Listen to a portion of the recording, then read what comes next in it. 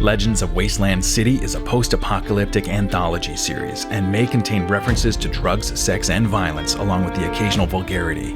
You've been warned.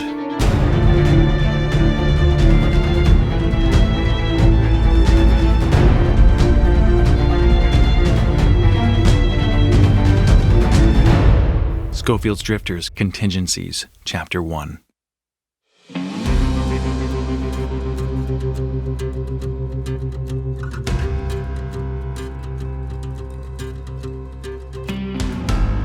The Wastes can be a lonely, dangerous place. Some people survive by staying alone, keeping a low profile. Others form or join tribes staking out their claim to a bit of land, relying on safety in numbers and repelling all threats to their strongholds.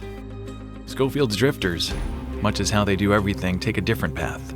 Claiming no territory, they wander where their interests and missions take them, sometimes alone, sometimes in small groups. Sometimes in larger groups, but never all together at one time or in one place.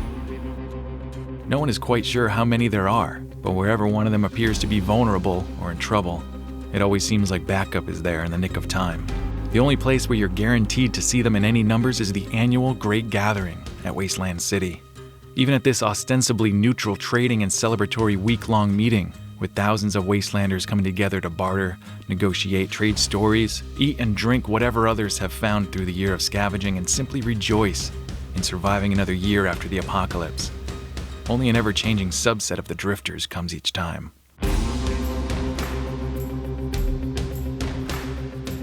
Led by Doc Skofield, one of the few people who remember the time before the fall, and Captain Digits, the Drifters provide protection services, broker information, collect and trade unusual elixirs and tinctures found and refined by their medicinalist Sutler, and trade technical artifacts. While that last bit is indeed true, and Skofield's Drifters has acquired a reputation for buying and selling valuable relics from the before times, there is one particular item of interest, which only a few members are aware of. That is the Touchstone device, an energy source that Doc believes was developed by the military scientist who was both Doc's mentor and Digits' grandfather.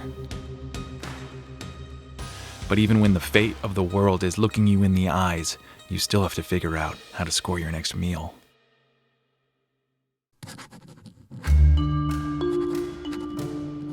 "37 AF, after the fall."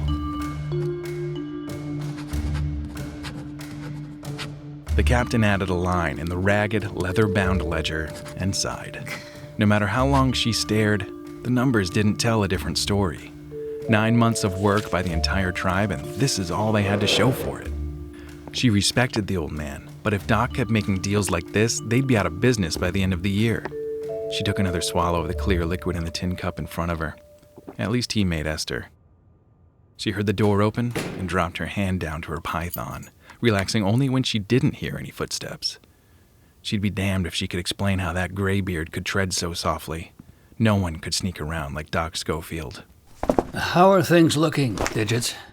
They'd look a damn sight better if you hadn't donated our services to the buzzards. 6 months alone in the Sierras had put a fine edge to her already razor-sharp temper. Not that she didn't relish sneaking over the passes, hunting in the mountains, and riding through the desert to the east. But the snow and isolation definitely had its bad side. She had just gotten used to not having to deal with people. Civilization, she thought, definitely had its drawbacks. Donated? We got 200 caps for 3 days' work. We spent more than that pouring liquor down everyone's throat. Plus the sunk costs in building the command post, the transport, pulling people out of paying gigs. Come on, Doc. We lost our shirts on that. What were you thinking? Nork even lost his sniper rifle. Doc Skofield took a deep breath. Digits did a fine job managing the tribe. While the Drifters bore his name, they shared equally in the operation of the group, each bringing their own particular strengths and skills to the operation. It was the captain's persistence, guile, and deal-making that kept them solvent. Most of the time, they were in close agreement, but Digits' focus on the money and Doc's interest in somewhat more esoteric pursuits highlighted their differences. He'd have to tread carefully to avoid becoming the recipient of the captain's notorious short temper. He counted off on his fingers. Look at what we gained out of the deal. The trolling buzzards trust us for security. We built a ton of goodwill with the northern tribes. We've established a base outside of our territory in proximity to your mountain haunts. We took the prize out from under Patton's nose and then turned around and engineered things so he got his launcher anyway. You mean you gave it away when he would have paid anything for it? Yeah, true. But now we have an ally in him, and some level of respect from the rest of the tribes that were there. And Nork actually upgraded his armory with the new rifle. Not to mention him recruiting a whole posse of rangers. She smiled at the memory of the young ferals all proudly wearing her war paint. Fine. But goodwill and respect doesn't buy guzzling, food, ester, or explosives.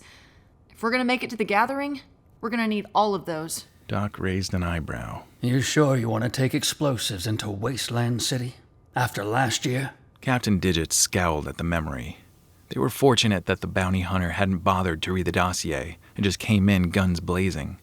While the loss of the case of C4 to Sheriff Ranger had hurt her wallet and stung her pride, she, Doc, and Icarus had managed to protect Touchstone and get it back safely to its secure location, where it would stay hidden until they found a way to harness its energy. If it were to be controlled and properly used, it could transform the wastes and help build a new civilization. Of course, a device with that energy potential could also be an effective weapon capable of wiping out the western third of the continent. You're the one with the grand plan to blow that old dam. We're not blowing a dam. The dam has been gone for over a century. We're blowing part of the plant. And we're only doing that if the key doesn't work. Given the location, I'd much rather get in and out quickly and quietly. The explosives are just for contingency. Digits gave him a lopsided grin. And we always have a contingency. Right, Doc? That's what's kept me around all these years, Captain. Digits picked up her blade and checked the load in her python. Then let's go see what the Grand Imperator has left us.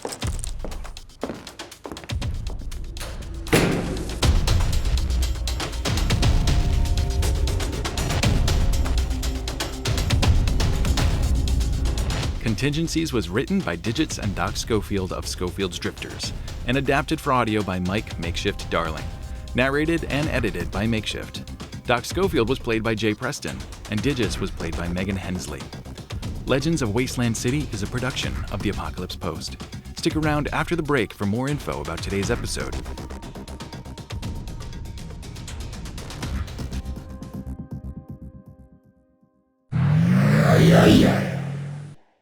When the heat is on, and you're pulling up dust trails behind those oncoming raiders, it's time to grab a Carrion Cola. Yes, fellow Wastelanders, only Carrion Cola can deliver all the unessential vitamins, minerals, electrolytes, and crude oils all in one slurry. There's nothing like it. Really. Crack open a bottle of Carrion Cola and delight in its unforgettable texture and aroma. Carrion Cola? You've had worse things in your mouth. Out of gasoline, Raider gang falling apart? Sounds like you could use a prayer. What a lovely day to head on over to Vinyl and Wax on Etsy and choose from a huge selection of Mad Max character prayer candles. Show up to the Thunderdome in style, right eternal.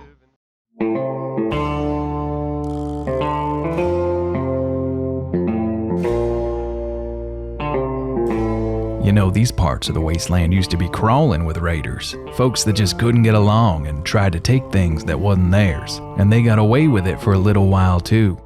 But then all that changed the day Dead Raider Jerky came to town. Now in 3 styles: original, spicy rads, and extra crispy. Every sack of Dead Raider Jerky is slow roasted to tender perfection on a hot rock under the red sky, the way Mama Nature intended. Dead Raider Jerky. Fuck it.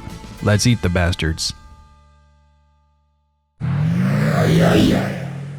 Hey survivors, thanks for listening to the first episode of Legends of Wasteland City, featuring a story from Skofield's Drifters. For those that don't know, Skofield's Drifters are a real-life tribe at Wasteland Weekend, which is a post-apocalypse festival in Southern California that's been taking place yearly since 2010, except for 2020. It's not a LARP, but it is immersive, and so costumes mandatory, and a lot of attendees will create a character, and sometimes write their backstory or lore, which is exactly what this story, Contingencies, is. In this episode, you heard them talk about the gathering of the tribes, and that goes back to Wasteland Weekend lore that the festival is taking place during the once-a-year gathering of the tribes, a time for all survivors to come together, barter, and celebrate another year of just being alive in the apocalyptic future. Even warring factions observe a ceasefire during the gathering, enforced by the elite guard, a la Mad Max Beyond Thunderdome, and a small band of war boys right out of Fury Road.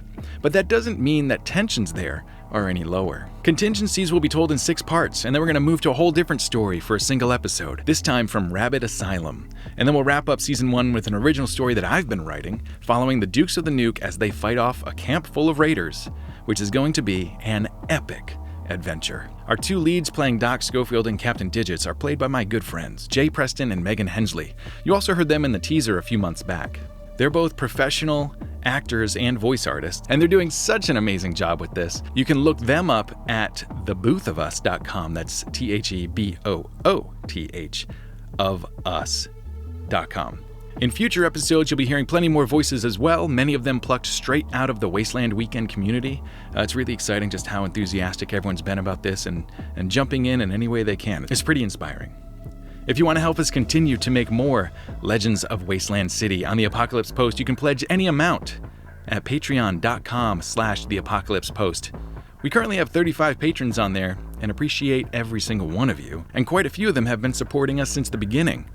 And of course, we've had a few people come and go over the years, but I'd like to make sure we get to keep the stories and great voice work coming, so consider throwing a few caps our way, because if we get to do a Season 2 of Legends of Wasteland City, I really want to be able to offer our contributors a gift from our community for helping keep the stories alive. So today, I'm going to set a goal of 50 patrons to hit before the season is up. We're at 35, so we only got 15 to go. So consider joining many others like yourself in supporting this undertaking. The Apocalypse Post has truly become a community effort, not just in funding, but also all the wonderful guests and guest hosts I've had on the show. And over the past year, I've even been gifted some original art that's found its home in our merch stores. You can find a few designs by Sam Bell in my TeePublic store, linked in the show notes, as well as a brand new makeshift shirt featuring an awesome rendering of yours truly by the infamous Critical Biggs.